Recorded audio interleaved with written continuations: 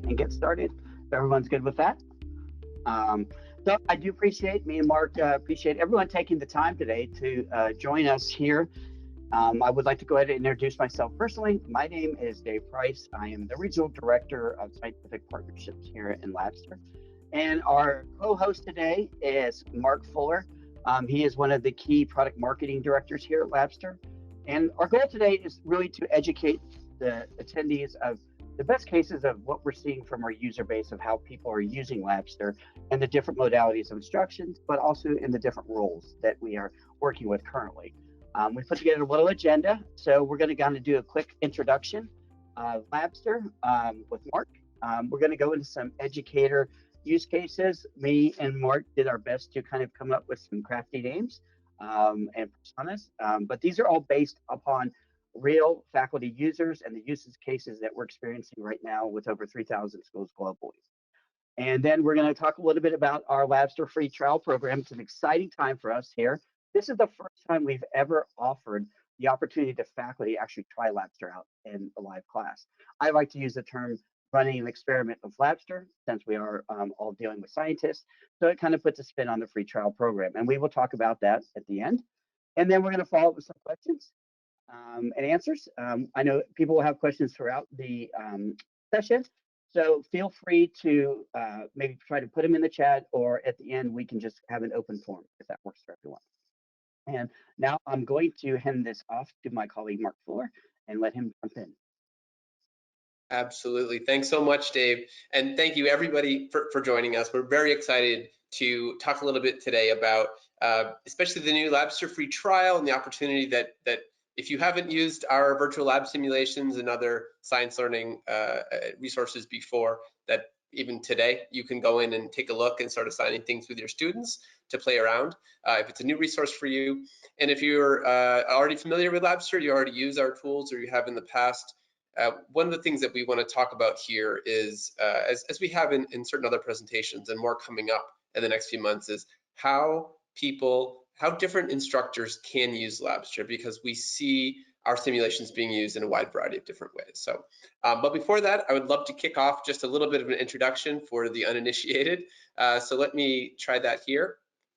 And at the moment, Labster's platform offers about 250, 260 virtual lab simulations across a wide variety, probably 20 different science courses or scientific disciplines. The idea with our virtual labs is that they really do help make science come to life for students a little bit more, right? We're focused on increasing their learning outcomes and making students more engaged. But really what they do, they step into an authentic, realistic lab experience on their computers. All they need is an internet connection, right? And they can practice lab techniques, they learn about theory and scientific concepts, they can explore the lab experience itself, what are the safety protocols and how to interact with different types of equipment, and even go beyond the traditional limits of a lecture hall or a wet lab or an online teaching module or something. So in the simulation experiences, students start performing different experiments, right? They learn through quiz questions and theory pages as well. They kind of zoom down to the molecular level and look at 3D structures and 3D animations that help them understand kind of difficult abstract concepts a little bit better. And the Labster is full of true to life scenarios and missions that help make it fun and make it engaging and help students understand why this matters. You see on the screen there, we have Lms Integration, accessibility in our simulations, availability in multiple languages. And Labster is available anytime, anywhere.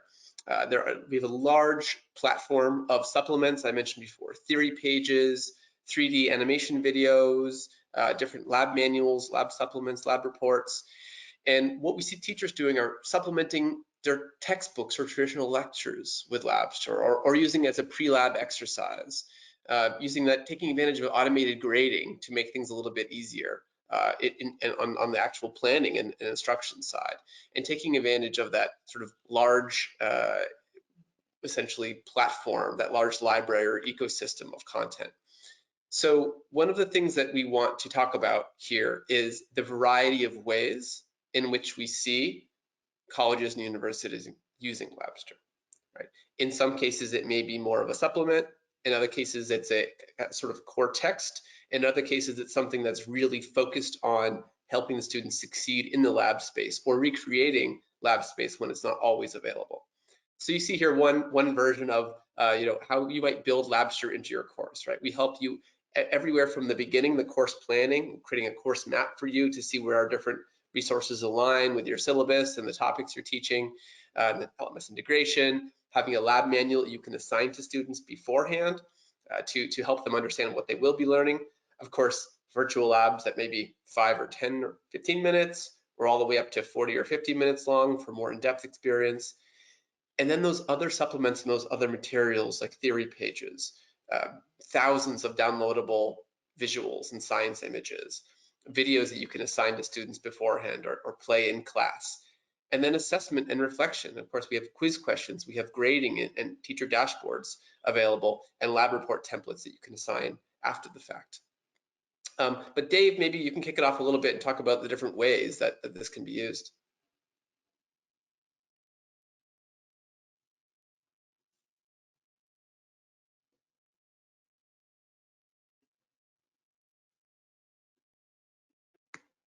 Oh, and we're not hearing you, Dave. Just give you 1 minute to try to figure that out.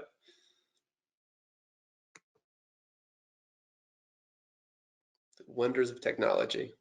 I can give it a start here. I already introduced this idea and this topic, and we almost like to think of these as different use cases, but the dirty secret is that these are often the same people, right? And you may use Labster in a different way for different courses that you're teaching right now. In some cases, you may be the wet lab super user, right? The person who's really focused on building lab technique skills and preparing for the lab in person. In other cases, you may be the equity champion, someone trying to expand access to the lab for your students, or help students who are struggling a little bit, bring them along in a different way because they can play at their own pace.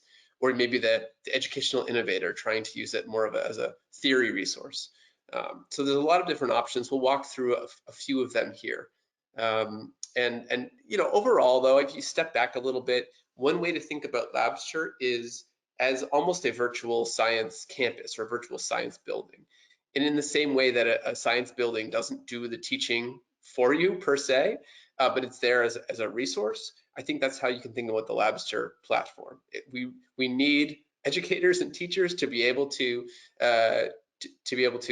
reach your students and make this stuff come to life. But it's there as a powerful resource, and it allows you to do things you wouldn't otherwise be able to do. So let's start with our first use case here. Apologies for the kind of example pictures. We have plenty of real examples on the site that we can talk about and show you. But when we talk about someone who's focused on the wet lab experience, whether you teach chemistry or some other topic area, Labster allows you to have the students take the lab home with them, right? And students can prepare for in-person wet labs. They can play it once or twice, there's 5 times if they need to really understand how to use a complex piece of equipment. They can learn the protocols, they learn lab techniques, they can repeat experiments, speed up and slow down time, blow things up, things that you're not able to do in the real world, conduct dangerous experiments with expensive equipment, and remove any limitations around space and time, a physical lab itself, right? Access that you might not otherwise have. But one way I like to think about it is not everyone has $1 million lab at their fingertips all the time. So that's one of the considerations here, I think. How are we able to prepare students for that in-person wet lab experience, which is what Labster was created to do. We were not born out of COVID or anything else. Labster is a 10-year-old organization, and our founder was a biology teacher, essentially trying to reach his students and make them better prepared for class. Dave, I don't know if you've rejoined us at all, but if not, I'm happy to keep going. I just want to make sure you can hear me okay? Yes. Okay, awesome. Sorry about that. Technology can be our friend, and sometimes it can be a little much of an enemy as well. So as Mark kind of explained, as far as kind of being the power user in the wet lab. One of the studies that we have that kind of backs up the success of this is we did with the University of College of London, and Dr. P in the Integrated Medical Science program was able to maximize the lab time in their courses, but also increase the test scores overall. And this really helped for them because they had various different types of students. And that's kind of just the studies we will definitely share with each other after. And I don't know if Mark, if you want to add something else about that particular study.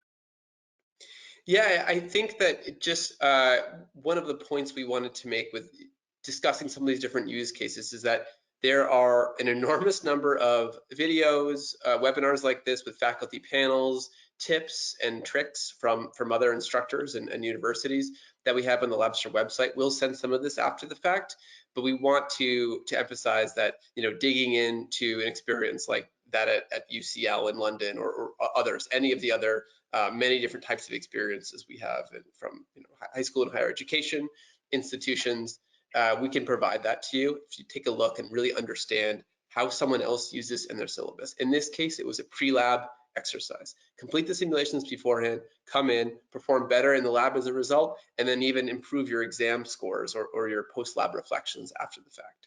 So yeah, so I think this is something that we can share a little bit more for a bit more in-depth review.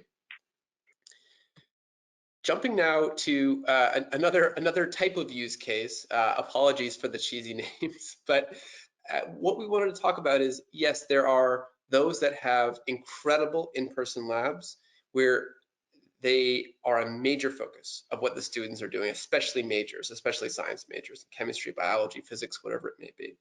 But you're wanting to use Labster as a tool to help strengthen their muscles and get them better at that lab experience and get more out of it.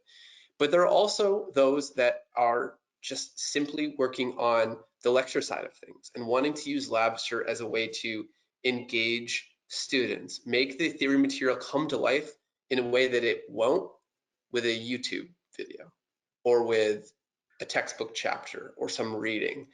There's nothing wrong with those approaches, and often people will pair different types of theory resources with Labster, but it's a different way of getting into the material, and it's stickier, frankly, what we found over time. So being able to cover more theory material, improve understanding of 3D concepts, again, visualizing those 3D structures, being able to boost learning outcomes and motivation, getting better student feedback and reviews at the end of class, perhaps because they felt more motivated and they understood it better because they could go through the gamified experience multiple times, maybe spice up the lecture a little bit in some cases.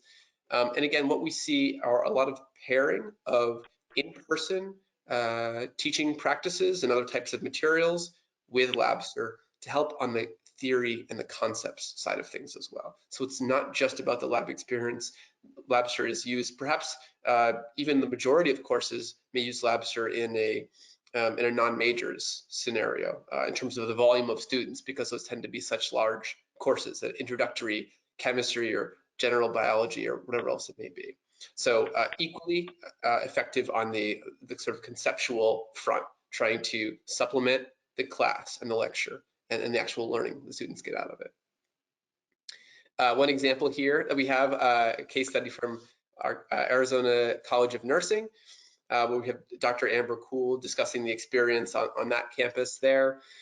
The Labster at Arizona College of Nursing was used as really as part of the transition back to face-to-face learning after COVID, right? And there's some interesting stories there about how you can move from remote learning and perhaps using virtual labs in a remote environment to face-to-face, as it was intended to be a supplement to face-to-face learning, right? This helped at this particular campus increase student engagement, help them flip the classroom, and help, you see in the quote here, help the instructors in some cases act more as coaches and not simply dedicate all of their synchronous learning time to lecturing, but cover the material in advance and then in person debrief the experience, dig into some of the tougher concepts, maybe even show one of the simulations live or replay it in person. That can be another way of accessing the material too. I know that in this case they use a lot of different simulations on kind of the biology side, whether it was our hematology simulation or carbohydrates or skeletal muscle. We're doing more and more on the anatomy and physiology front too. But this is one example of being able to use Labster in the classroom in addition to as a lab prep exercise. And then also a major use case for many of our users is trying to expand access. Again, I mentioned before a little bit, if you're at a perhaps under-researched institution, or you're just not, completely rolling in budgets, it may be that you don't have access to everything that you want to have access to. Does everyone have an NMR machine that might cost tens of thousands or even millions of dollars in their lab? Does everyone have a cadaver lab who's teaching anatomy and physiology? I don't think that's always the case. So to help expand lab access, reach non-traditional students with varied educational backgrounds, address learning gaps, right? Because when students are at different levels within your class, it can be difficult to take the group that may be struggling in that back row, or wherever it may be, and help bring them along and level them up. And that's one of the major findings we found in some of the published research studies that we have on the Labster website, is that the students who are impacted the most are those who come in with the lowest level of knowledge. Maybe it was their secondary school wasn't as well resourced as certain others, but it helps to close those gaps, level students up, promote equity.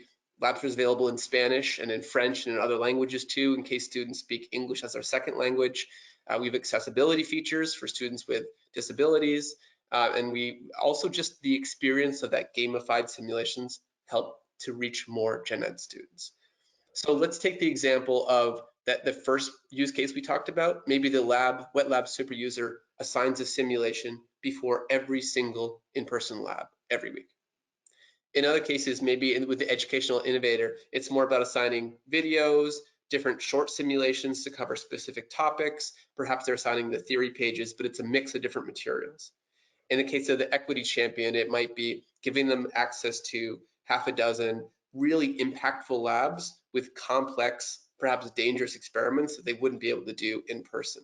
And then also mixing in some of the kind of the basic foundational concepts to help the students who are struggling catch up a little bit, because they can repeat that experience time and time again at their own pace at home to help prepare for the in-person learning experience, or just to learn it in general. So, and then we have many webinars and recordings and use cases here. I just selected one as an example. Mr. Cord Carter at Fisk University, talking a little bit about, not everyone has the greatest facilities in the entire world. So this helps get to students where they need to be, right? He mentions it in this case study, which we'll send out afterwards, a study from, I believe it was the University of Washington, about students who get a C mark or grade, often at that point, often then dropping their courses in general chemistry in this instance, and then in many cases then even leaving university altogether. How can we prevent that? How can we keep more students in STEM in general and allow them to access the content that otherwise might be very intimidating in a weed out type of course that you often see? So how can we expand access and increase interest in STEM amongst people who might not otherwise be on that path? So I think that this is another example of ways in which you can teach simulations, and it's a different mix of the simulations you might choose and the supplements you might assign to students. And perhaps in the wet lab user for a majors course, you limit students to 1 or 2 times through the simulation they're allowed to play. But in a situation where you're trying to expand access and help other students catch up, you let them play an unlimited number of times in the simulation to make sure they really get it before you move on to the next unit. So let's jump into the next section here. And Dave, are you online? Yeah, can you hear me? Yes. All right, awesome. So thank you so much, Mark. I do want to add that also on the few of the personas that we've mentioned previously, to reinforce the fact that, when students leave the STEM disciplines because of grade performance, that's one thing that Labster really helps us kind of increase the engagement for those students in those B and C areas to get them almost to an A level to keep them involved in the program. So then that also takes into like the role of the administrator. Now, the administrator has a lot more headaches at a higher level that they're trying to tackle, but also to be able to work with large institutions. They have larger courses, There's a lot of STEM inequality. They are looking to increase the STEM enrollments by offering multiple courses with the impact of COVID. So they're changing the format of how they teach, where they have online courses. They also have hybrid courses, and then they'll have the traditional face-to-face. They're also looking away because of the way the world is working right now. I'm sure all of you have posts at your university that are open right now. They're looking at a way to kind of streamline the staff, give them the availability to save time, but give them the resources that's going to help them be effective, and also help the faculty not suffer faculty burnout by giving them technology that's going to make their life easier. And then also, the other part that is a big perspective from the administrative side is that as we go into this next cycle of ordering materials for the courses, i.e. labs, a lot of schools are concerned about the impact of supply chain issues. Those were predominantly, in the pandemic, but they're coming back even stronger now because of the fact that those resources, the production of those chemicals and those needs of lab materials have decreased because of the time that they were shut off. So they don't even have the availability to get to the production that they once were. So that's infecting the fact that they won't be able to get certain materials. The supply chain issues are still predominantly effective. And then also the availability, the rising cost of inflation, and the shipping cost. The administrator is trying to find the ways to put in technology to address these concerns, all in the same time of having a declining budget. So a lot of different personas that we work with within that. The administrator is the one that has the most concern of how to take the university to the future. Absolutely. So the next part is the main reason that we wanted to have faculty join is kind of share our really exciting thing that we're doing with all the individuals that are interested in Labster.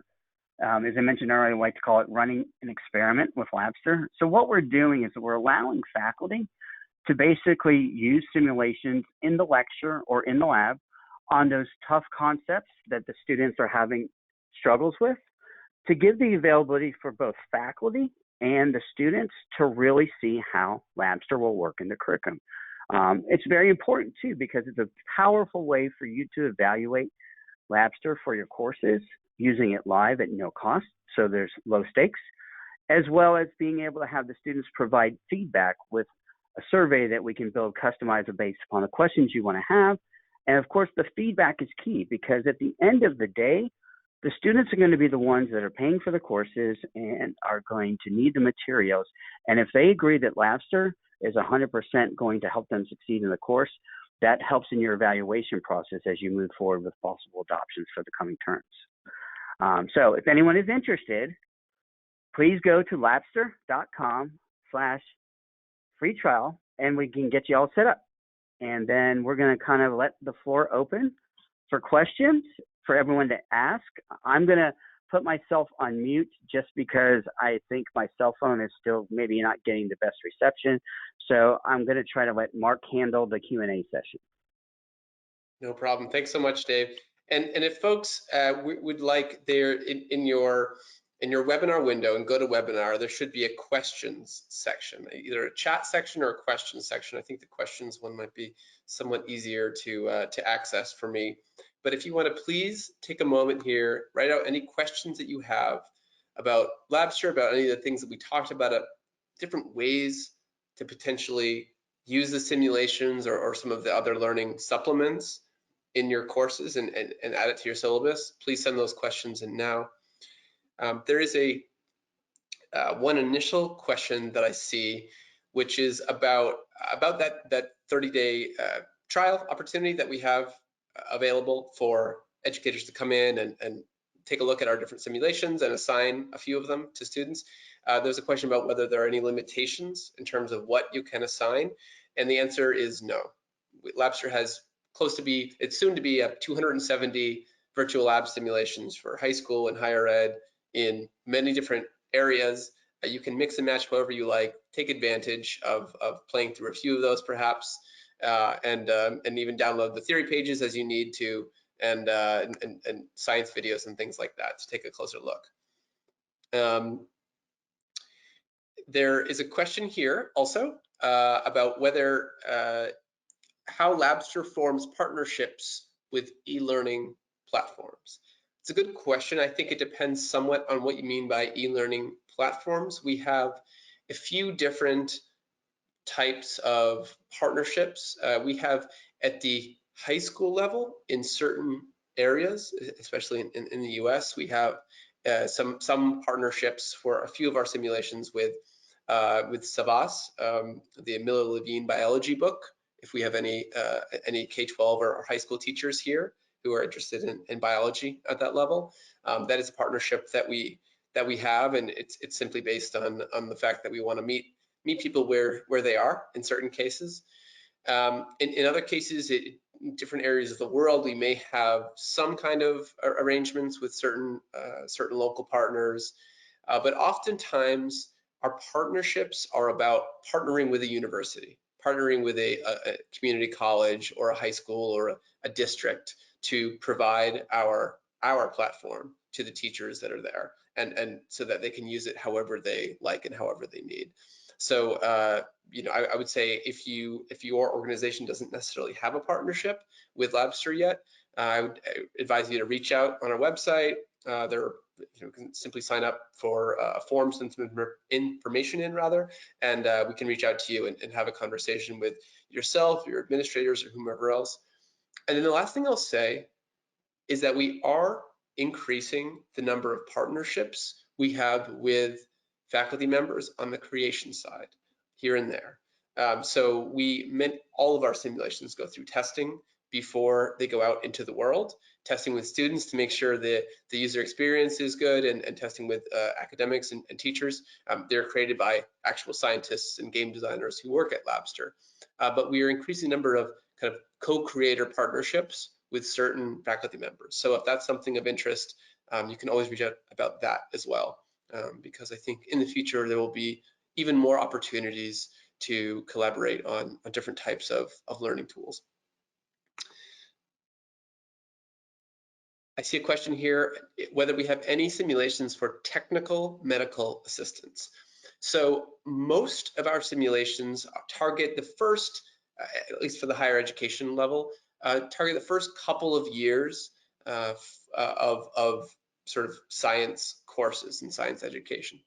That said, we have a new biomedical science course package that you can go to our website and take a look at and to get a sense of what we have available. We also have a very exciting new partnership with it's a little bit different, I think, but with a nursing education provider, UBISIM, when UBISIM is essentially the premier nursing education VR simulation provider that's available, with a customizable tool that allows you to create different scenarios that kind of rising nurses may have to face as part of their educations. So we are increasing the amount of materials that we have available that would be relevant to perhaps a medical assistant, but we don't necessarily have a package that is geared toward that high or that specific of a level.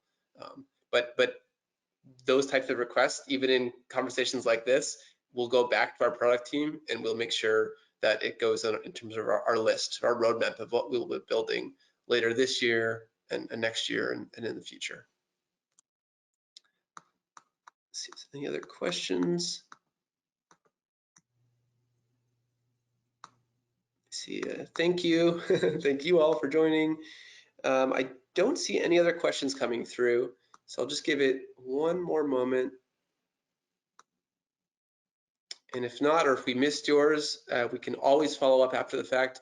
But as we mentioned, and as Dave mentioned, I encourage you to go to our website, sign up, take a look at the free trial if you haven't used Labster already, and we will be having a series of emails and webinars coming out in April and in May about a new package of simulations that we are rolling out and launching. So especially if you teach anatomy, if you teach at the high school level, if you're interested in chemistry or even kind of bioscience related simulations, there'll be a lot more coming soon. And we'll be sending out some communications about that. So yeah, thank you so much, everyone. As I mentioned, please stay tuned for that follow-up email. You got a copy of this webinar and several case studies that we featured here. But if you just go to labster.com and look under resources, you can see some of our webinar recordings and case studies and ways in which other instructors have used this simulation. So thank you so much, and have a great day, everyone. Thank you, Dave. Thank you, everyone. Thank you, everyone. Have a great day and a great week. Bye-bye, all. Bye-bye.